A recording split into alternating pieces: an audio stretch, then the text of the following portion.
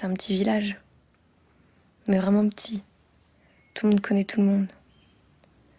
J'aimais bien ça. T'étais jamais seule. Ma vie, c'était mes parents, mon frère, et ceux avec qui je jouais le soir sur la place du village après l'école.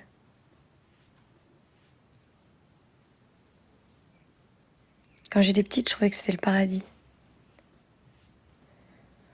On était libres, lâchés dans la nature.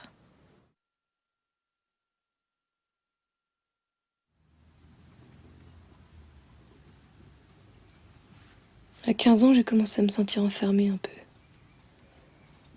À l'étroit.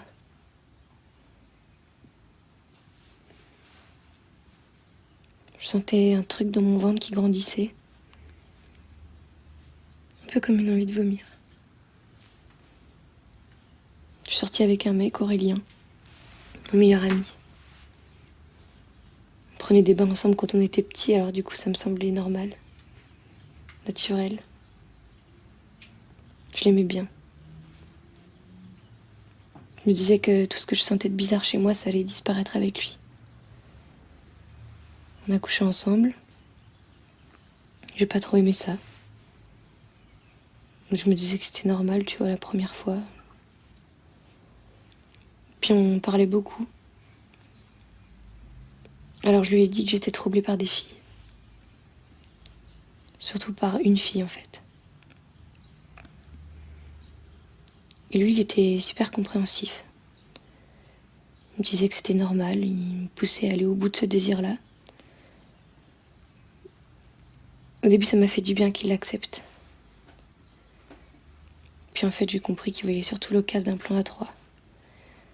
Si j'avais couché avec elle toute seule, il aurait trouvé ça dégueulasse. Je l'ai quitté. Puis il a commencé à raconter à tout le monde que j'étais bizarre et que j'étais Gwyn. Puis il y a eu un jour, c'était l'été. On faisait une pièce de théâtre avec la troupe du lycée sur la place du village. Moi j'étais la plus forte, j'avais le premier rôle. Je jouais un garçon, j'avais coupé mes cheveux très courts. Ma mère m'avait fait un super costume. Un uniforme avec une cape. Et puis là, quand j'entre en scène, j'entends la voix d'un type, un ami de mon père. Alors je le regarde, il se lève, il s'attrape l'entrejambe et il dit que quand j'y aurai goûté, ça changera tout. Qu'il fallait tomber sur le bon et toutes ces conneries. Même pas original. Tout le monde a ri. Tout le monde. Tous ces gens avec qui j'avais grandi. Mes profs, mes amis, mon frère. J'ai regardé mes parents, ils étaient assis au premier rang. Et ils rigolaient pas à ça, non, mais ils sont restés silencieux. Ils ont regardé tout le monde se foutre de ma gueule. Ils sont restés assis comme au spectacle, sans rien dire.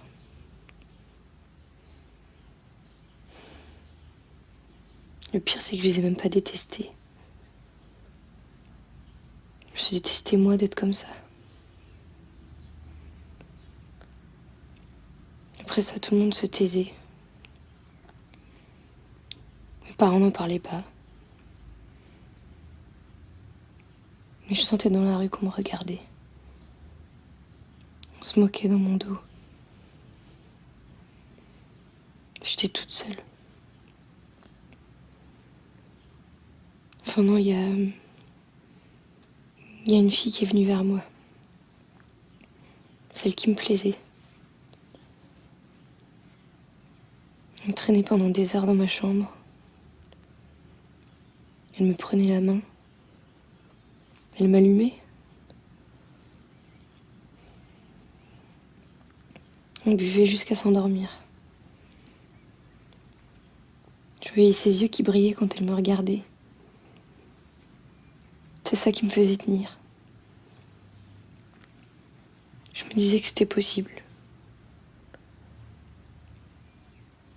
Alors un jour, j'ai essayé de l'embrasser et elle m'a repoussée. Comme si c'était dégueulasse. Comme si elle n'y avait pas pensé.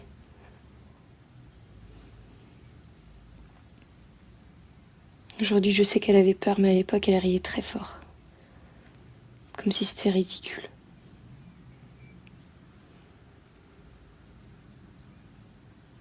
Elle aussi, elle l'a raconté à tout le monde. Après ça, mes parents avaient vraiment honte. Je le sentais. Alors je suis partie. J'ai senti qu'ils étaient tristes, mais aussi un peu soulagés. Enfin, je sais pas. Je les ai pas revus depuis. Ça fait 3 ans. On s'appelle, on se dit des banalités. Ils posent pas de questions, surtout pas. Parce qu'ils ont peur des réponses.